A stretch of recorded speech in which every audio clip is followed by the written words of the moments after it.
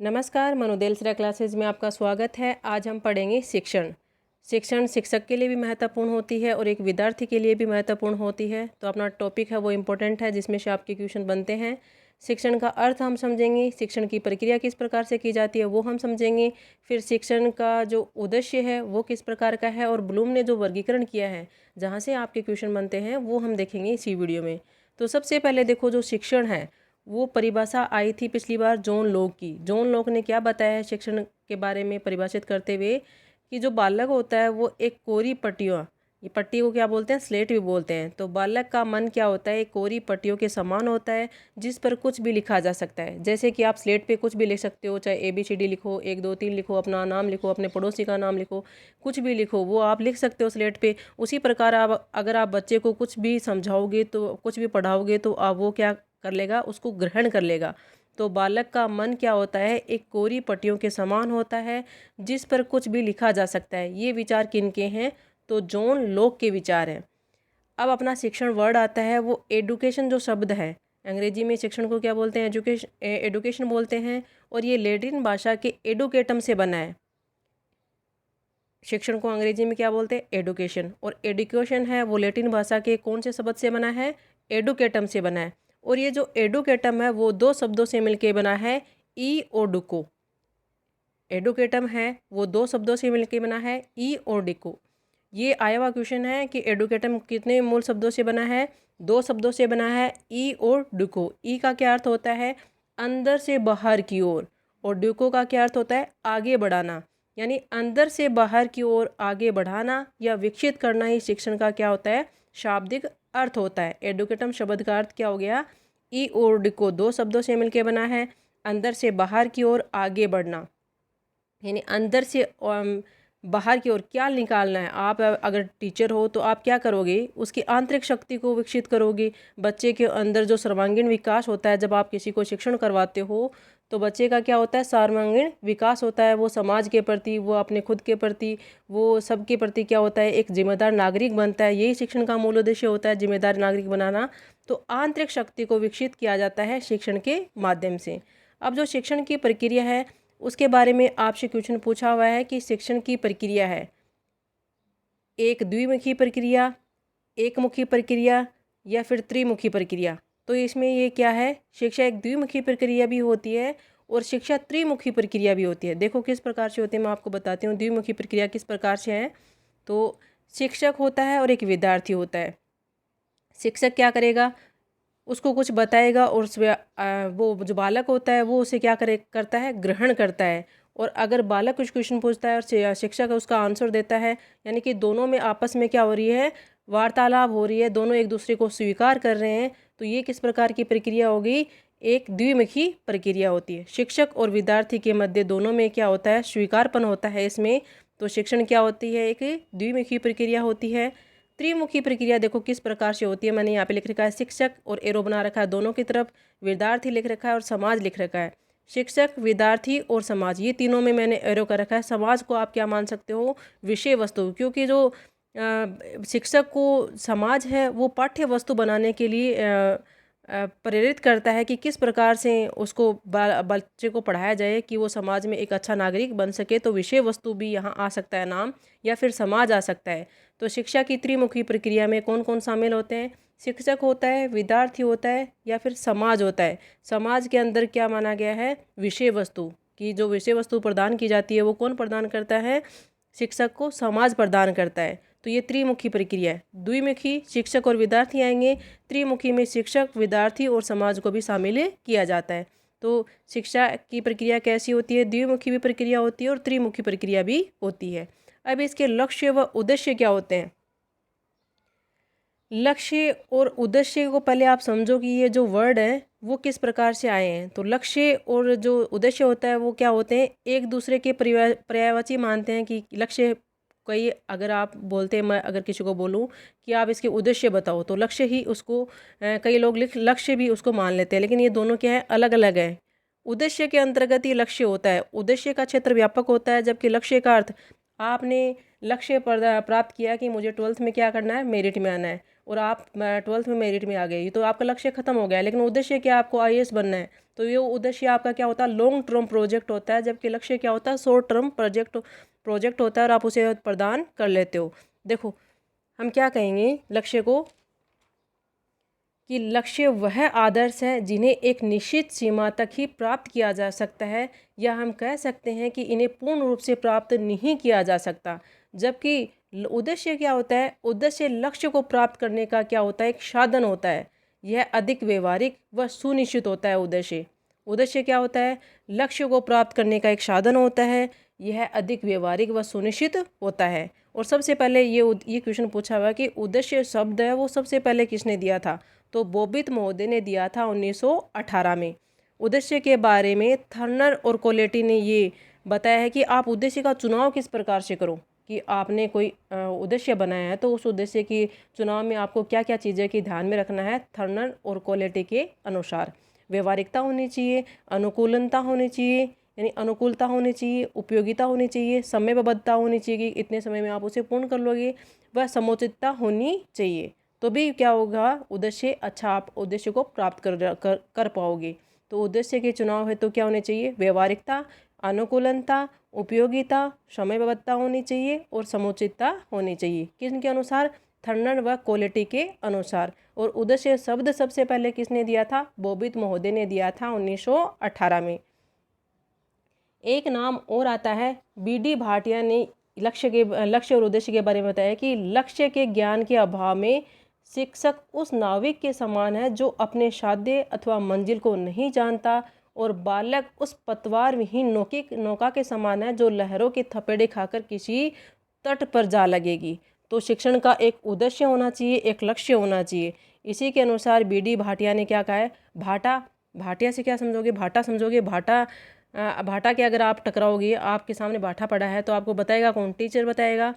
तो टीचर अगर आपको नहीं बताएगा कि भाटा पड़ा तो आप उसके जाके टकरा जाओगे। ऐसे एग्जाम्पल के रूप में मैं बता रही हूँ, ऐसा कुछ होता नहीं है।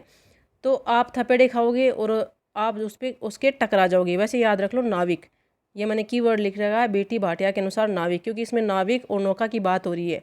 बीडी भाटिया ने क्या बताया है कि लक्ष्य के ज्ञान के अभाव में शिक्षक उस नाविक के समान है जो अपने साध्य अथवा मंजिल को नहीं जानता है, और बालक उस पतवार विहीन नौका के समान है जो लहरें के थपेड़े खाकर किसी तट पर जा लगेगी। अब देखो बीडी भाटिया का पता लग गया आपको। थर्नर व कोलेटी ने क्या बताया है उद्देश्य के चुनाव के लिए, और उद्देश्य शब्द है वो सबसे पहले बॉबित महोदय ने 1918 में दिया था। अब इस उद्देश्य का वर्गीकरण किया है, वर्गीकरण तो किया है 3 लोगों ने, ब्लूम ने किया है, आर.एफ. मेगर ने किया है और डी.आर. क्रेथवाल ने किया है। 3 नाम कौन कौन से हैं, आर.एफ. Megger, DR. क्रेथवाल और ब्लूम ने किया है। अब सबसे ज़्यादा लोकप्रिय है वो ब्लूम वाला है 1956, और सबसे ज़्यादा सटीक भी है और इसको पढ़ाते भी हैं, क्वेश्चन भी इसी से आता है। ब्लूम ने जो 1956 में शैक्षिक उद्देश्य का जो वर्गीकरण किया है वो, तो ये मानसिक जीवन को आधार मान के ब्लूम ने इनका वर्गीकरण किया है। देखो ये वर्गीकरण हम पढ़ते हैं, 3 भागों में डिवाइड किया है, ठीक है। पहला है संज्ञानात्मक पक्ष, दूसरा है भावात्मक पक्ष और तीसरा है क्रियात्मक पक्ष या मन चालित पक्ष। संज्ञानात्मक पक्ष, भावात्मक पक्ष और क्रियात्मक पक्ष। अब देखो संज्ञानात्मक पक्ष को वापिस कितने भागों में डिवाइड किया है, 6 भागों में डिवाइड किया है, और भावात्मक पक्ष को 5 भागों में डिवाइड किया है, और क्रियात्मक पक्ष को भी 5 स्टेप बताए हैं इसके। तो संज्ञानात्मक पक्ष के 6 स्टेप हैं, भावात्मक पक्ष के 5 स्टेप हैं, और क्रियात्मक पक्ष के कितने 5 स्टेप हैं। और इनको स्टेप वाइज स्टेप याद रखना है क्योंकि ये चलते ही ऐसे हैं। अब देखो सबसे पहले क्या पढ़ेंगे हम, संज्ञानात्मक पक्ष, और इसमें पहले मैंने लिख रखा है ज्ञान। तो संज्ञानात्मक पक्ष क्या होता है, सबसे पहले बात महत्वपूर्ण है कि संज्ञानात्मक पक्ष क्या होता है, यह शैक्षिक क्षेत्र का क्या होता है, एक बौद्धिक पक्ष होता है। बौद्धिक पक्ष में 6 भागों में डिवाइड किया गया है। सबसे पहले आता है ज्ञान। ज्ञान देखो कैसे होता है, एक बालक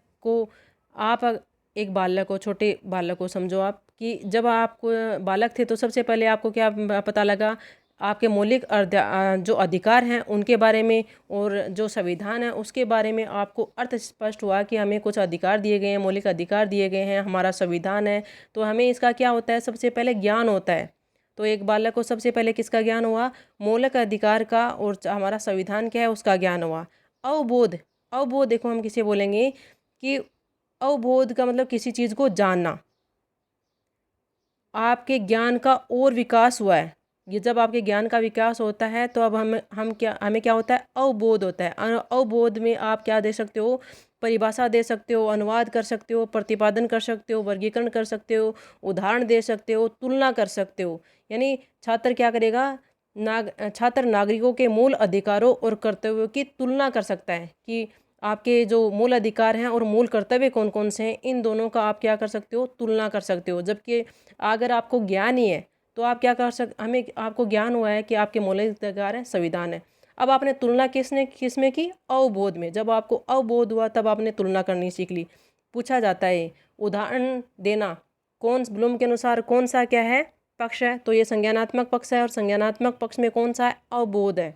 जब आपने तुलना करना सीखी, उदाहरण देना सीखा, वर्गीकरण करना सीखा, प्रतिपादन करना, अनुवाद करना, परिभाषा देना, किसके अंतर्गत आती है? अवबोध के अंतर्गत आती है।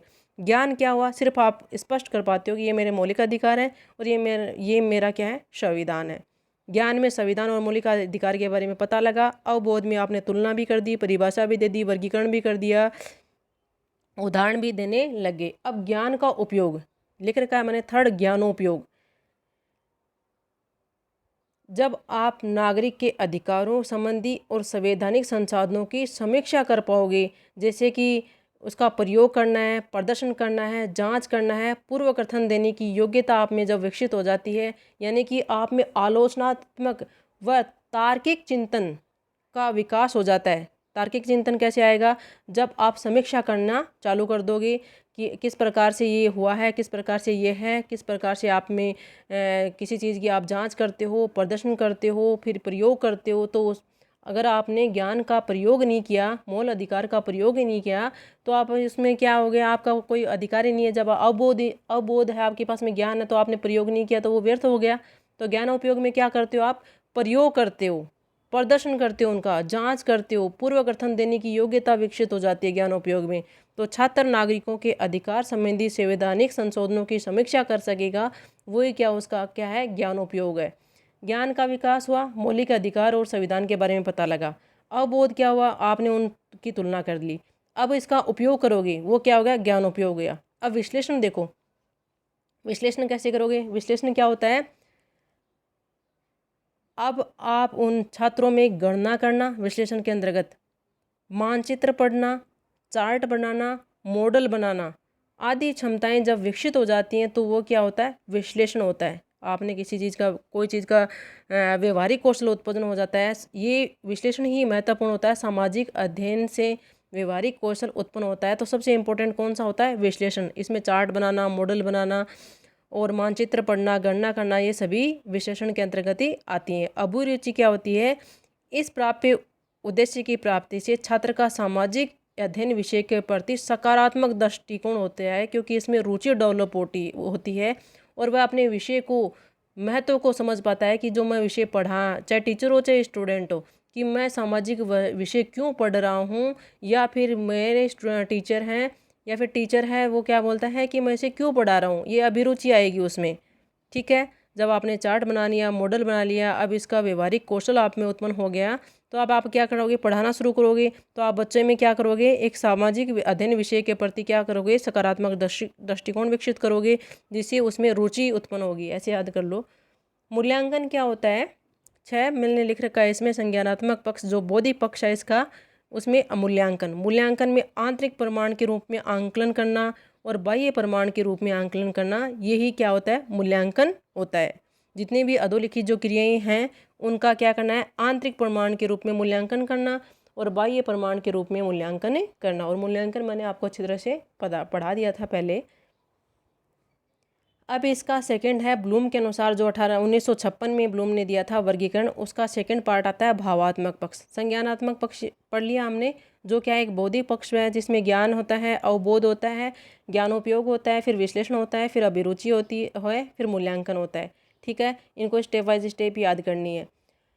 भावात्मक पक्ष में सबसे पहले क्या आता है? ग्रहण करना। मैंने क्या लिख रखा है? ग्रहण करना, जिसे हम स्वीकार करना भी कहते हैं या फिर प्राप्त करना भी कहते हैं। इसमें सीखने वाला उद्दीपक के प्रति संवेदनशीलता प्रदर्शित करता है। सीखने वाला उद्दीपक क्या होता है? जैसे आप टीचर हो और आपके जो स्टूडेंट हैं वो क्या हैं? सीखने वाले हैं, तो आप उनके प्रति क्या होगे? संवेदनशील रहेंगे, तभी आप क्या कर पाओगे? चीज़ों को ग्रहण कर पाओगे। तो अगर बच्चे संवेदनशील हैं तो वो आपकी चीज़ों का अच्छी तरह से ग्रहण कर लेंगे। तो संवेदनशीलता प्रदर्शित की जाती है इसके अंतर्गत, यानी स्वीकार करना, प्राप्त करना। कि आप जैसे आप मेरे वीडियो देख रहे हो तो आपने मुझे स्वीकार किया है कि ये जो पढ़ाएंगे उन्हीं में से क्वेश्चन आएगा, या फिर जो पढ़ाएंगे वो अच्छा पढ़ाएंगे, हमें गलत नहीं बताएंगे। तो आपकी क्या है? संवेदनशीलता है। तो सीखने वाले उद्दीपक के प्रति संवेदनशीलता प्रदर्शित की जाती है, वही क्या कहलाता है? ग्रहण करना या फिर स्वीकार करना। तो सबसे पहले क्या आएगा? भावात्मक पक्ष में आप किसी भी चीज़ को स्वीकार करते हो। जैसे आपने स्वीकार किया कि भगवान है, तो सबसे पहले क्या होता है? अगर आप भक्ति करोगे तो सबसे पहले आपको स्वीकार करना पड़ेगा कि भगवान है। तो सबसे पहले ऐसे याद कर लो, स्वीकार करना। फिर अनुक्रिया, इसके अंतर्गत अधिक उत्प्रेरणा तथा अवधान में अधिक नियमितता की उपेक्षा की जाती है। तभी यानी अभिरुचि भी इसे कहते हैं अनुक्रिया के अंतर्गत, कि आप क्या करोगे? पूजा करने के लिए तैयार होते हो तो उसमें आप में उत्प्रेरणा होनी चाहिए, खुद की रुचि होनी चाहिए कि मुझे पूजा करनी है। तो ये क्या होगी? अनुक्रिया। सबसे पहले स्वीकार करना, फिर आपने क्या की? अनुक्रिया की। फिर मूल्य निर्धारण, इसके अंदर क्या की जाती है? व्यक्ति के मूल्य के प्रति प्रतिबद्धता की जाती है, जिसे क्या कहा जाता है? अभिवर्ती भी कहा जा सकता है। तो किसने ब्लूम का जो भावात्मक पक्ष है उसमें अभिवर्ती किस में है? तो मूल्य निर्धारण में है। अभिरुचि किस में है? अनुक्रिया में है। और अभिवर्ती किस में है? मूल्य निर्धारण में। मूल्य निर्धारण किसके समान है? अभिवर्ती के समान है, जिसमें व्यवहार की उत्प्रेरणा आती है। व्यवहार की उत्प्रेरणा किस में आती है? मूल्य निर्धारण में आती है। संगठन या व्यवस्था, व्यक्ति का व्यवहार सामान्यतः किसी एकाकी अभिव्यक्ति से उत्प्रेरित न होकर अभिव्यक्ति समूह से होता है। संगठन और व्याख्या व्यवस्था कर रखी है। संगठन में क्या होता है? बहुत सारे लोग होते हैं, समूह होता है, तो ये संगठित रूप से व्याख्या की जाती है, तो इसे क्या कहा जाता है? संगठन या व्यवस्था की जाती है। स्वीकार करना, सबसे पहले आपने क्या स्वीकार किया? दोबारा देखो, ग्रहण करना, स्वीकार करना, ग्रहण करना, कि आपने कोशिश की कि मैं क्या करूँगा? पूजा करूँगा, भगवान है, भगवान है, स्वीकार कर लिया। फिर आपने पूजा के लिए सामग्री एकत्रित की, आपने रुचि दिखाई, तो वो क्या हो गया? अनुक्रिया हो गया। मूल्य निर्धारण, आपने सामग्री का क्या कर लिया? मूल्य निर्धारण कर लिया, सामग्री को लेके आ गई। फिर आपने समूह है कि आपने पूजा करवानी सोची बड़ी, तो आपने संगठन बनाया, तो संगठन या व्यवस्था। मूल्य तथा लक्षण वर्णन नेक्स्ट दे रखा मैंने लास्ट। मूल्य का लक्षण, मूल्यों को निरंतर आत्मसात करने से कार्य प्रभावित होता है। जब व्यक्ति इस प्रक्रिया से एक स्तर पर पहुंच जाता है तो क्या कहलाता है? जीवन दर्शन कहलाने लग जाता है। कि आपने क्या कर लिया?